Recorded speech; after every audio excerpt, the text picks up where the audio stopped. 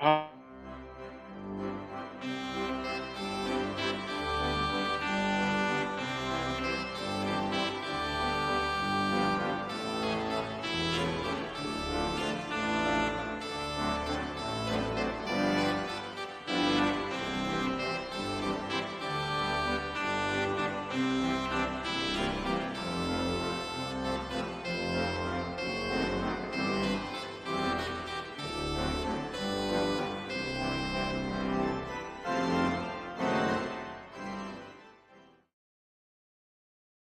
Good evening, everyone. Welcome to another episode of On Deck here on FTSN. I'm Russ Morgan.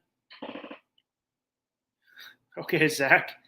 National Chocolate Pecan Pie Day. Okay. Hey, Zach, thanks for tuning in. Hope everybody's having a good week. Definitely got some good baseball going on. A lot of good tight races. Uh, wild card race in the AL was heating up with right now the Yankees a 2-game lead over Boston in the loss column. 3-game lead in the loss column over the Mariners. We'll see what happens after tonight. Yankees are playing the Rays tonight, so I mean, say a game and a 2 games. There'll be 2 games tonight if they win. Get that pregame because that game's coming on here shortly. But they got a big series this week with the Yankees Red Sox this week. 4-game set will be a big one. I mean, if it's anything like the Dodgers Padres series, it could shift pretty quick. Yankees 4 games back, could be 4 games back if they get the win at the end of the night of the AL East. But the Dodgers series shifted quick. They were down 1 game going into that series. The Padres up 2, so I mean it could shift real quick. If they get a sweep, could give them a nice comfortable lead because Kansas City is coming on hot. I mean, Kansas City 8-2 in the last 10, 65-61, so they're one game down of 1 game back in the loss column of Seattle. I play loss column here. I don't know about other. I get it. Right now it says 2 games. Yankees up a game and a half on Boston, but at the end of the day, everybody's going to play 162. So I mean, at the end of the day, the loss column is the only one that matters. So they're going to play 162. Yeah, they played less games. Kansas City 65-61. Right now, in the NL, Reds are 2 games down in the loss column of the Mets.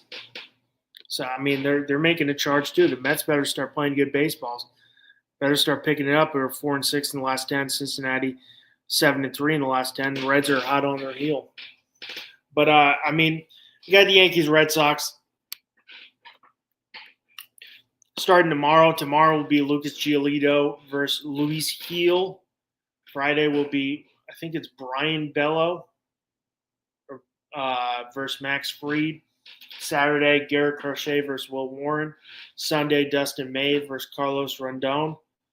Going into tomorrow, Lucas Giolito 8-2 with 3.63 ERA and 19 appearances. Heel is 1-1 with a 1.64 ERA since returning from his injury. This will be his 4th start. Giolito's looked, as in his last 5 starts, has looked pretty darn good. I mean, ups and downs, but I mean, he goes out against the Phillies. Not the most start, 4 innings, 6 hits, 5 runs. Goes up against the Twins, 6 innings, 5 hits, 1 run on Phillies on July 23rd. Twins gets the win on July 29th, 6 innings, 5 hits, 1 run, 5 strikeouts.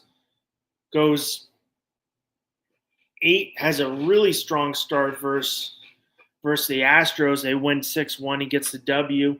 He goes 8 innings, 3 hits, 1 run, 4 strikeouts. It's a really solid start for Giolito against a team that's going to, in my opinion, go very deep in the playoffs.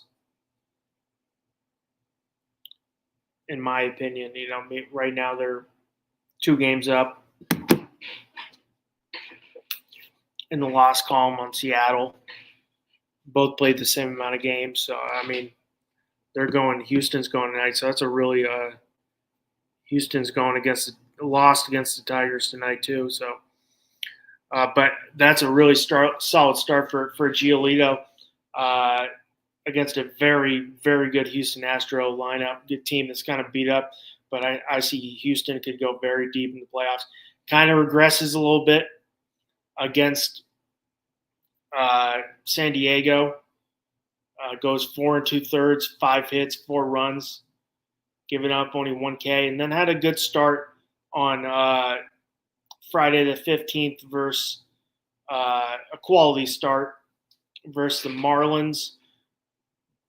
Gets the W, or they win 2-1, 7 hits, 1 run, 5 strikeouts. So, it's been up and down, but those are some good quality starts there. You get a quality start versus Twins, quality start versus Houston, quality start versus Miami.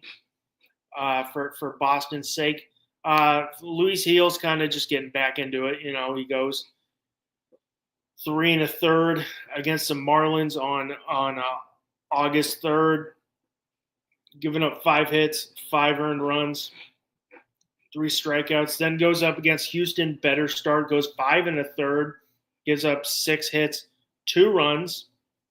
And then against St. Louis, goes 5 1/3, also 4 hits, 1 run, 4 Ks, 7 Ks for Houston. So, he's been progressing in a good way. I think that's going to be a good pitching matchup. Giolito's looked very good since coming back this year, 8-2 on the year. I think on a Yankees perspective, I need Luis Gil to at least get through 6 innings. Not confident in the bullpen, and I'm a Yankees fan, but on the Red Sox side too, I think they can. They'd need Giolito to get 6+ innings. 7 would be ideal because the team ERA 3.75, the bullpen ERA is 4.24. In my opinion, going into this week, I'd have a big question mark on their bullpen more than their starting pitching. Yes, Dustin, I think, the Sunday series we'll talk about could be a question mark, but I think your bullpen with a 4.24 ERA in the last 10 games, it's kind of a big question mark. So you'd like to see Giolito extend that where you could minimize the bullpen for Boston. We'll talk about some questions they have going into October, what they need after we talk about this series. I need, on the Yankee side, you'd like to see 6 innings from Gil. Keep on extending that because Gil's going to be a big part of this rotation going into September. Ending August and going into September, he's going to be a big part of this rotation. So you need 6 innings. Their bullpen has looked better of late. Team ERA, they're the last 10 games, 3.66 ERA, bullpen ERA. Look, Orioles have the best ERA in the last 10, team ERA in the last 10 games, 2.47. Obviously, just swept the Red Sox too. But I think on both sides, on the Yankees, on the Red Sox, you kind of want to see a Gil to progress. Hopefully, he can get through 6 innings. He had a nice 5. Was good through very good through 5 innings against the Cardinals. That kind of struggled. Luckily, the Yankees got the win. You'd like him to see get 6. On the Red Sox side, you'd like to see a strong 7. I think a strong 7 innings for Giolito is needed because that lineup has been very streaky. I mean, on the Red Sox side, Wilyer Abreu's down. They say day to day, so he might play this series. I mean, first base, you pick up Nathaniel Lowe from the Nationals to give you a little pop on that first base. It's trying a Band-Aid at first base for a while since Tristan Casas has went down and he won't be back till next year. But on the offensive side, it's been streaky. I mean, you got 261 from Duran, outfield Cedon Rafael 252. Excuse me, he's been playing second base. Maybe he goes in the outfield. Maybe you call up a Campbell. You have, Roman Anthony, who's 283, has been hot, looking like a great, the number one prospect like it was. Bregman, 298, since he's been back, is phenomenal. But they've been streaky. On the Yankees side, big question marks on the Yankees side.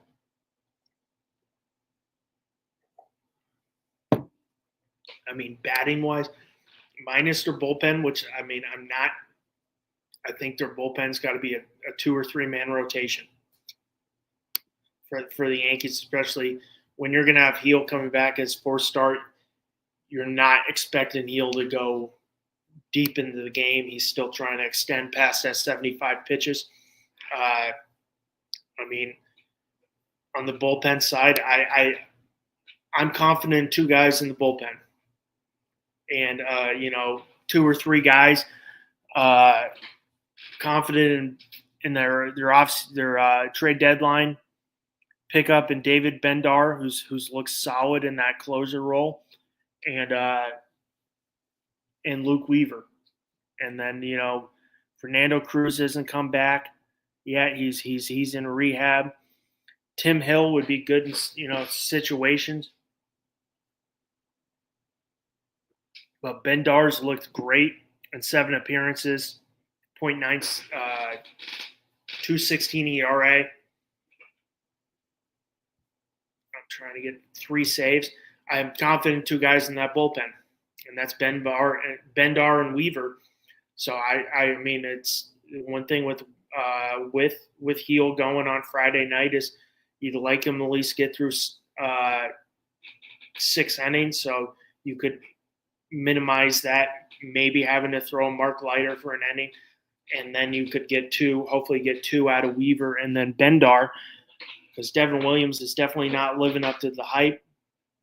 I don't have any confidence in him, and please, Aaron Boone, don't throw Devin Williams in. But you really hope you could get, on the Yankees side, a 6 strong innings from Heel, and then a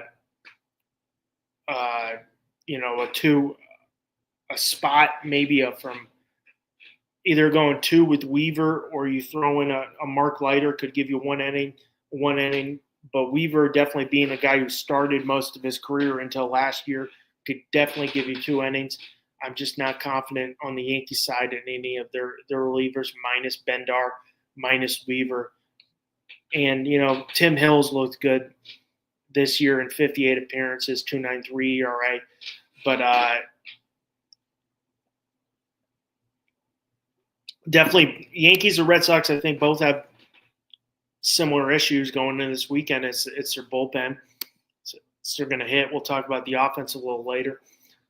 For the Red Sox going will be Brian Bello going on Friday, 4-game set against Max Fried, who has not looked as good of late. Max Fried, 13-5, 3.26 ERA. Brian Bello, 9-6, 3.23 ERA. Let's go into the last 5. Bello, in his last 5 starts on July 25th, went 5 1/3, 6 hits, 3 runs versus the Dodgers. He went 7 innings on July 30th, 5 hits, 1 run, 4 Ks against the Twins. He went 6 innings, 6 hits, 1 run against the Royals on August 4th.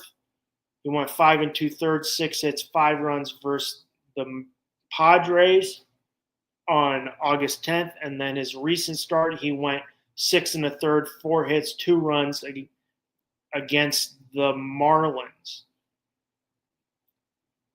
I think it's the same situation with them. You want to, get as much out of Bello if you could get a 6 quality innings. I think to minimize the bullpen. Max Fried, who started off really hot to start the season, has slowed down. It could be, a little fatigue. They're putting a lot of pressure, but his last 5 starts, on the 23rd of July, he went 5 1/3, 6 hits, 6 runs, or 4 earned runs. Against on the 29th of July, he went 6 2/3, 4 earned runs, 2 earned runs, 4 hits against the Rays. On the 4th of August, he went 5 innings, 8 hits, 4 runs versus the Rangers. On the 10th of Houston, he went 5 innings, 8 hits, 4 runs against the Astros. And then on the 16th of August against the Cardinals, he went 5 innings, 8 hits, 7 earned runs. So definitely not you're going to need a vintage Max Fried. He's going to have to get you 6 or 7. And he's been struggling of late, and his last 5 starts has not looked good. Giving up 11, 10, 8, 18, giving up 20, 18, 7, 11. I'm trying to do math on the fly. 4, 6, 12, 16, 23 runs in his last 5 starts. 21 earned runs. So, I mean, you're going to need vintage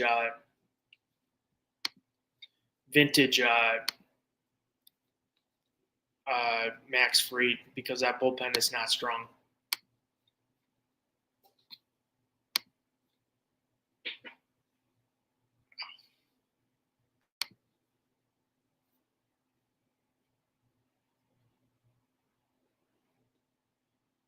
On Saturday night will be Garrett Crochet versus Will Warren. Crochet is 13-5 with a 2.43 ERA.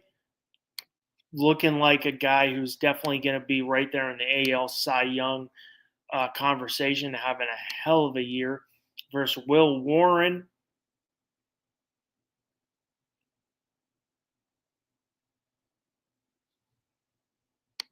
who has been looking great, a lot better of late. Yankees up 1-0 right now. Nice. Will Warren's looking a lot better of late. Aaron Judge had his 40th home run last night. Was, I think, the 3rd time this year they back-to-back home runs. Will Warren's 7-5, 4.25 ERA, and has been looking a lot better. But it's going to be a really tough game because Will Warren's definitely.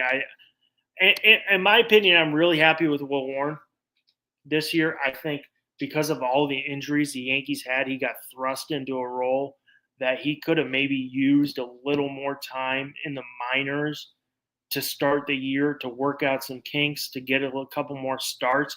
But because of all the injuries they had, he got thrust into a role that he probably shouldn't have been in. I think it would have been more beneficial for him to work that out and then come up. But he's working the kinks out, and he's been big.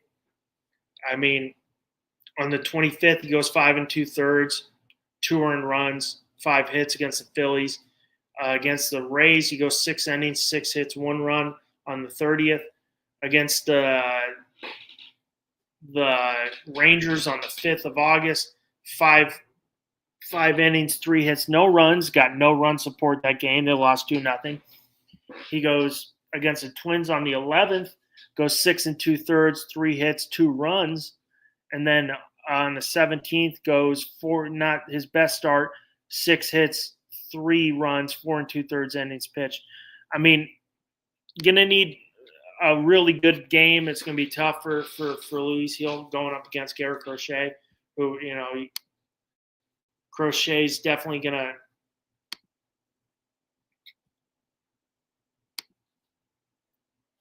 Boston. It was definitely. I think that's the one guy you got for the Red Sox. You got a lot of confidence in. And then on the Sunday night will be Dustin May versus Carlos Rodon. May, since being traded from the Dodgers, is 1-2, 2.87 ERA, 3 starts.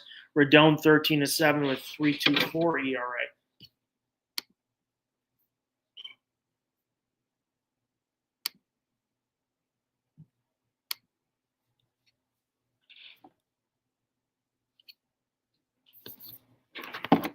So I think this is the Yankees can be the Yankees game to take. I mean, 3 games. Dustin May's just, in my opinion, he's a lot of movement on the ball, but sometimes the control's not there. Rodon, I think, in his last 5 starts, I mean, he goes 5 1/3, 4 hits, 3 earned runs versus the Phillies on the 27th of July. He has 4 2/3, 4 earned runs, 2 hits against the Marlins on the 1st. He goes 5 innings, 6 hits, 2 runs against Texas on the 6th. And then the Twins, he has a solid start, 7 hits, 1 earned run on the 12th. So very solid start there. And then he put another solid start together yesterday against the Rays, 6 innings pitched, 5 hits, 2 earned runs. So, I mean, they're going to need another solid start from Carlos Rodon. I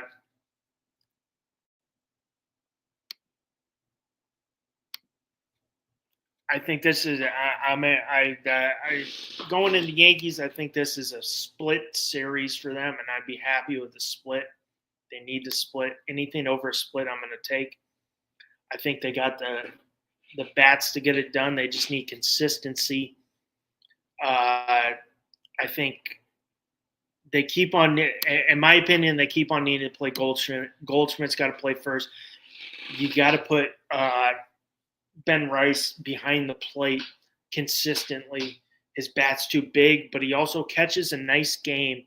And this guy was, over Austin Wells, who's way too streaky with the bat. Yes, can hit a home run, but way too streaky. Ben Rice makes hard, consistent contact, even if it's an out. I like the hard contact.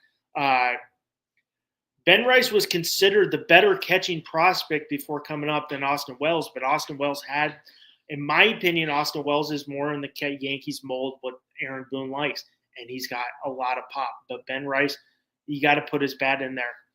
I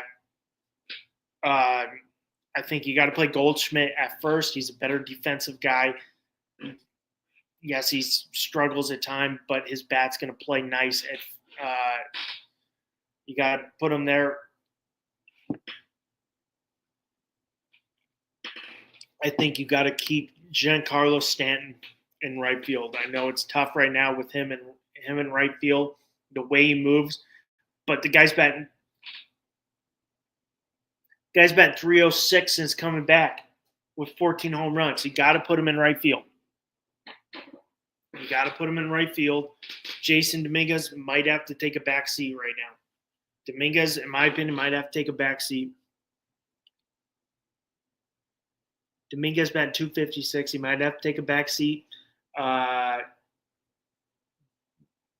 that or it's going to be Grisham, but I know they love Grisham at the top of the order. He's batting 245, 21 home runs on the year.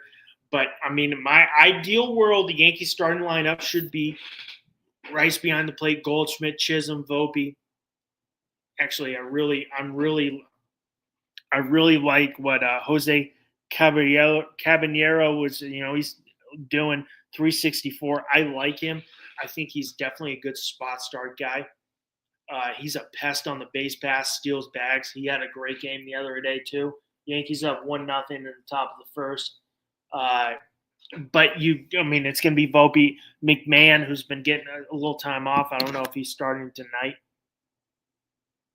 He wasn't. He was. Let's see if McMahon was down yesterday. He's back in the lineup today. And then I think you got to go Bellinger, who is swinging a great bat and is the savior right now. And right, you go Grisham in center, and then you got to play Stanton. Bellinger in left, Stanton in right. You got to have Stanton's bat in there.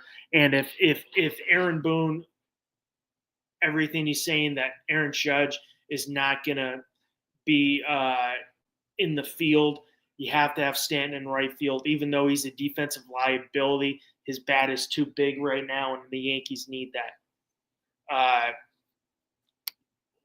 A couple questions for the Red Sox and the Yankees and some other teams, but with the Red Sox going into in August, going in September, and if they can hold on to make the postseason, would be, can their starting pitching hold up after?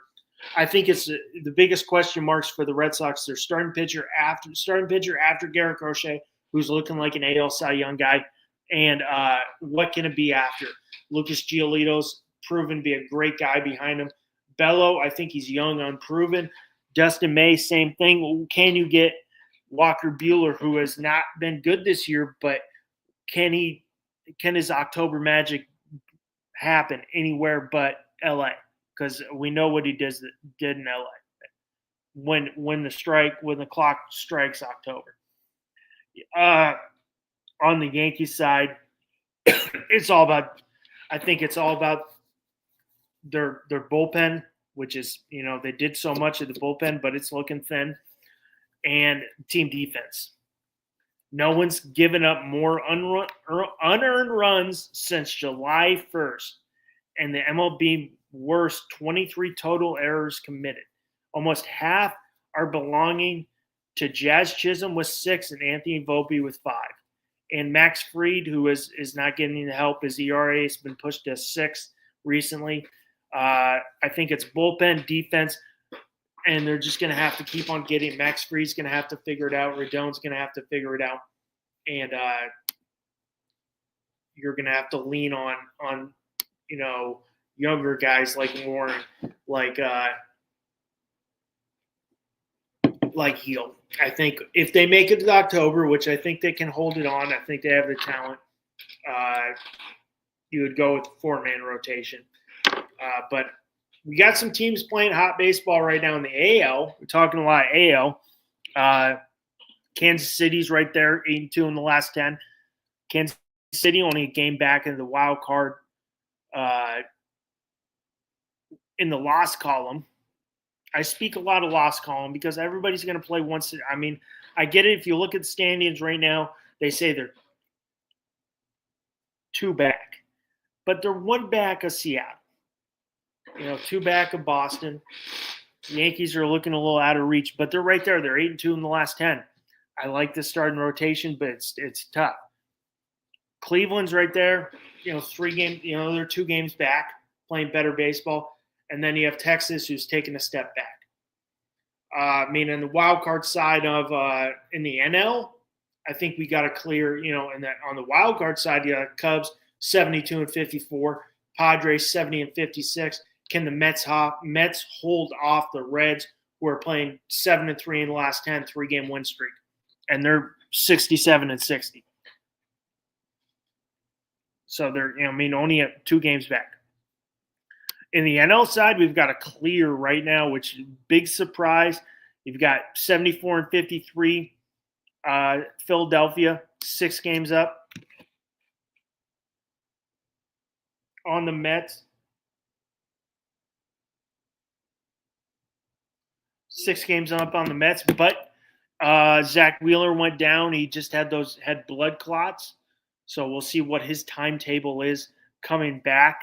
They said they did remove him, so that is very good for Wheeler, but no consistent timetable back. They're 6 back, 6 up on the Mets. You got the Brewers, who are looking like, the best team in baseball, 79-47, but on a 2-game losing streak, did have that 14-game losing streak, win streak for a while that got snapped by the Reds. And then you got Dodgers 2 games up, 72-54. Houston right now 2 games up on the Mariners. Mariners have lost 5 games in a row. So both the Red Sox and the Mariners definitely, not playing good. But in the Red Sox case, you have one good weekend, everything changes. That's how quick baseball moves. And everything else moves slow. But I mean, they have one good weekend. If they take 3 out of 4 against the Yankees, everything changes, and you're back to playing really good baseball. It's all about timing. I mean, you want it. September comes around. It's all about timing. But I mean, I think, Yankees can win tonight. They're 4 back.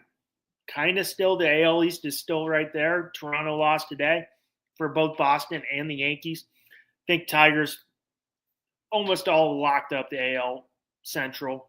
Houston will get back Alvarez at some point. Philadelphia's cruising right now because the Mets are playing so poor. Milwaukee up 7 games. Padres had a chance this past weekend to make up some ground to extend their lead, and they couldn't get it done. Mookie Betts with a great big homer on Sunday night to help win that, get that sweep for the Dodgers. But, I mean, we've got a lot of good races, especially in the AL wild cards. Very good. It's very interesting with the Yankees, with the Red Sox, with the Mariners. The Royals playing hot baseball right on team's heel. So, I mean, don't slip up because the Royals are right there. But we got Yankees Red Sox this weekend. This is one of the best rivalries in all of sports. I know it doesn't have the same cachet as it once did when I want, Rocket throwing at Manny.